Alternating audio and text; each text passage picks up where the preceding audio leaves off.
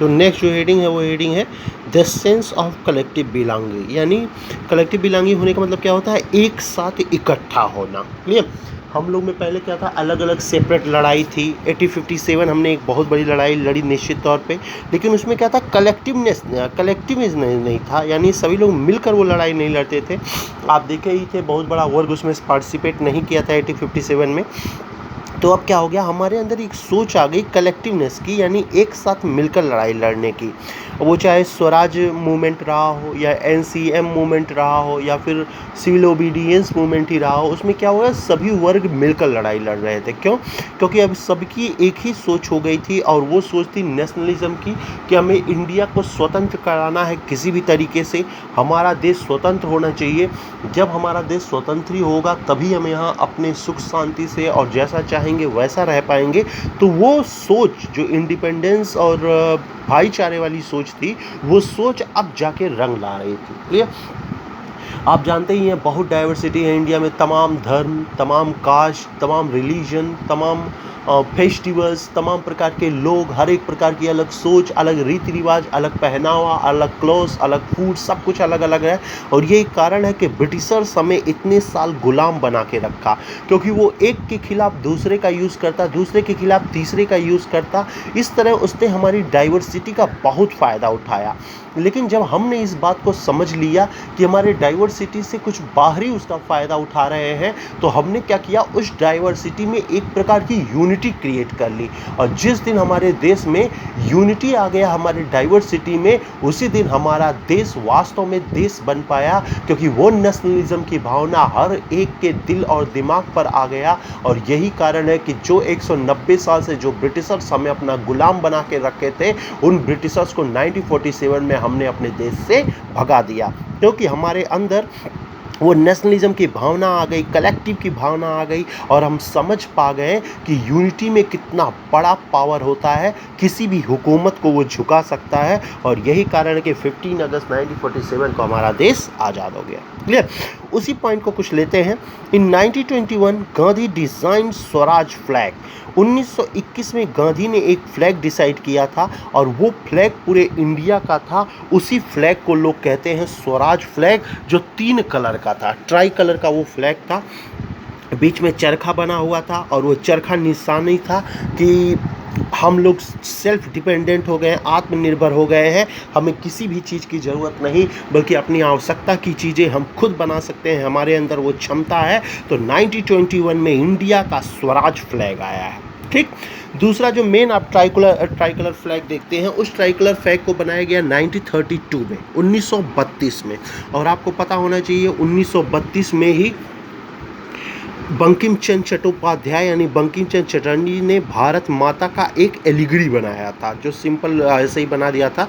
भारत माता था, वो एलिगरी था। आप जानते ही हैं एलिगरी कितना इंपॉर्टेंट है। आपको पीछे वाले क्लास में भी आपने फ्रेंच रेवोल्यूशन, रशियन रेवोल्यूशन वगैरह में भी पढ़ा होगा, एलिगरी होना कितना ज़रूरी है, क्योंकि ये एक सिंबल होता है अपने देश के नेतृत्व का, अपने देश के रिप्रेजेंटेशन का। यह एक सिंबल होता है जिसे 1932 में बनाया था बंकिम चंद्र चटर्जी ने। आपको ये भी पता होना चाहिए वंदे मातरम भी 1870 में बंकिम चंद्र चटर्जी द्वारा लिखा गया, और उस गीत ने कहीं ना कहीं एकता की भावना को सबसे ऊपर तक पहुंचाया है। क्लियर।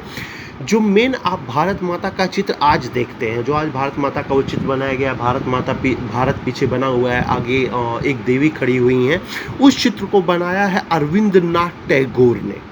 क्लियर।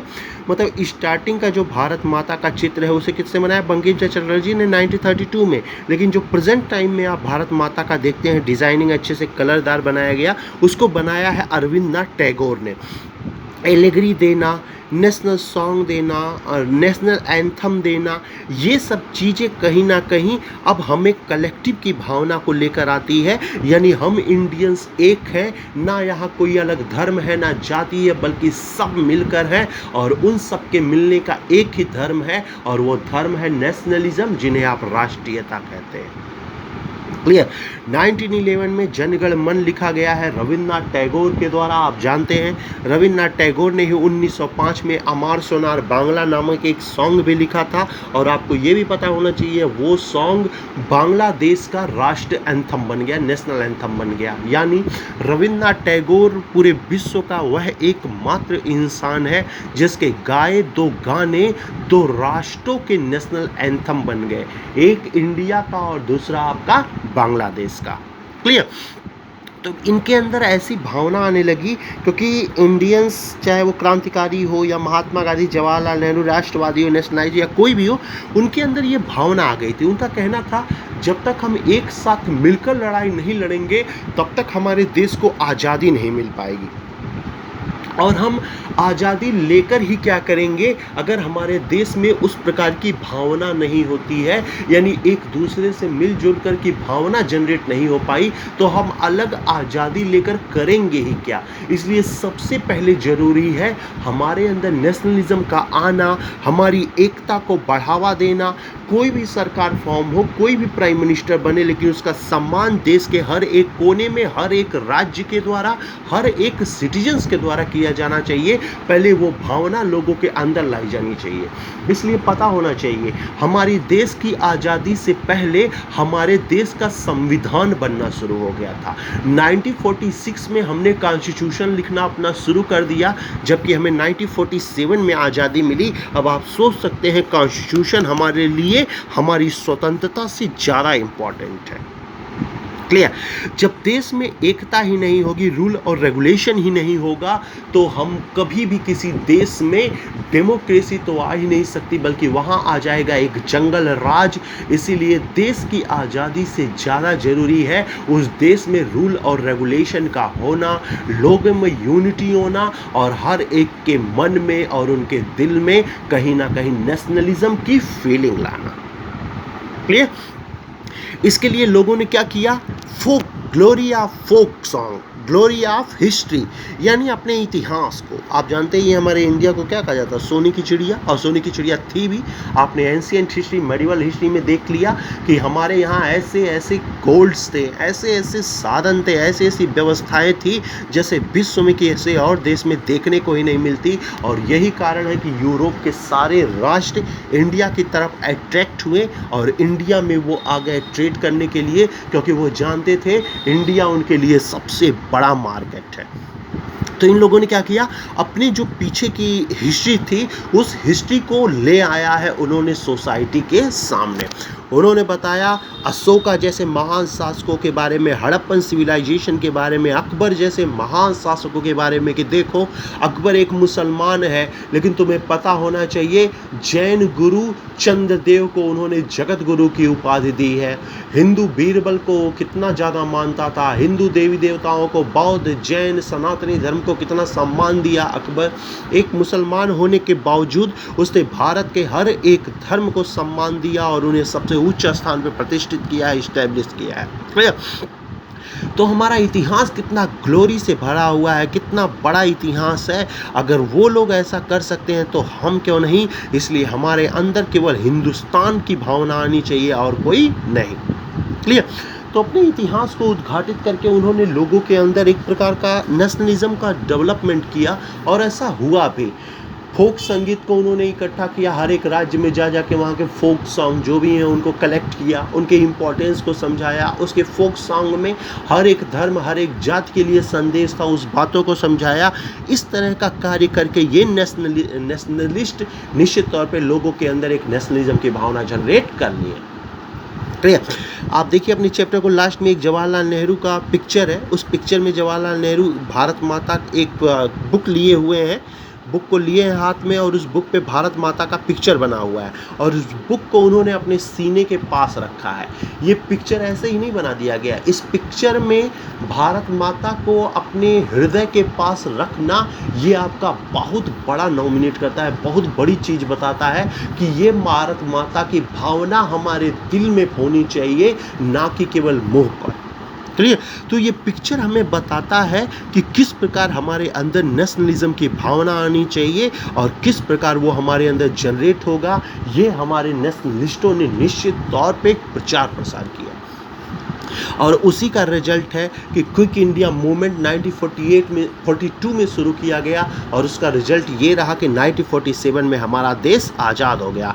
1946 में हमें कॉन्स्टिट्यूशन लिखने का अधिकार दिया गया और ये सब तभी हो पाया जब हमारे अंदर हिस्ट्री का ग्लोरी, होप का ग्लोरी और नेशनलिज्म की भावना जनरेट हो गई।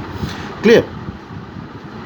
निश्चित तौर पे हमें खुद पर प्राउड करना चाहिए कि हम उस इंडिया के रहने वाले हैं, उस इंडिया में हमारा जन्म हुआ, जिस इंडिया को कभी इतिहास में सोने की चिड़िया कही जाती है, चाहे वो कल्चर के दृष्टि से देखा जाए, चाहे वो स्कल्पचर की दृष्टि से देखा जाए, चाहे मनी के दृष्टि से देखा जाए, चाहे सिविलाइजेशन एरा के रूप में देखा जाए। हर एक फील्ड की मैं बात करूं तो निश्चित तौर पे गोल्डन एरा है इंडिया, जो हर एक फील्ड में सबसे टॉप पर अपना पोजीशन रखता है। क्लियर? कल्चर का जो डेवलपमेंट इंडिया में देखने को मिला, विश्व में कहीं देखने को नहीं मिला। जो स्कल्पचर का यहाँ डेवलपमेंट देखने को मिला वो कहीं देखने को नहीं मिला। जो आपके अच्छे खासे मॉन्यूमेंट्स का देखने को मिला इंडिया में, वैसा कहीं नहीं देखने को मिला। जो व्यवस्था देखने को मिला वो कहीं नहीं देखने मिला। आपको पता होना चाहिए हड़प्पन सिविलाइजेशन में ड्रेनेज सिस्टम इतने अच्छे थे, इतना बेहतर था कि उससे पुरानी सभ्यता है मेसोपोटामिया, उसके बराबर सभ्यता है मिस्र की, लेकिन वो लोग भी प्राउड करते हैं इंडियन सिविलाइज्ड पे। क्यों? क्योंकि उनका मानना था जो इंडिया सिविलाइजेशन है यानी हड़प्पा सिविलाइजेशन जो है, उन लोगों ने ऐसा कार्य किया कि फ्यूचर में उनके काम का यूज हो पाए, यानी उपयोगिता पर बल दिया। जबकि मेसोपोटामिया के लोगों ने, मिस्र के लोगों ने उपयोगिता पे नहीं बल्कि सजावट पे बल दिया। इसलिए हमारी हिस्ट्री उनसे ज़्यादा ग्लोरी है, ये बात खुद मेसोपोटामिया और मिस्र ईरान के लोग ही कहते हैं। क्लियर?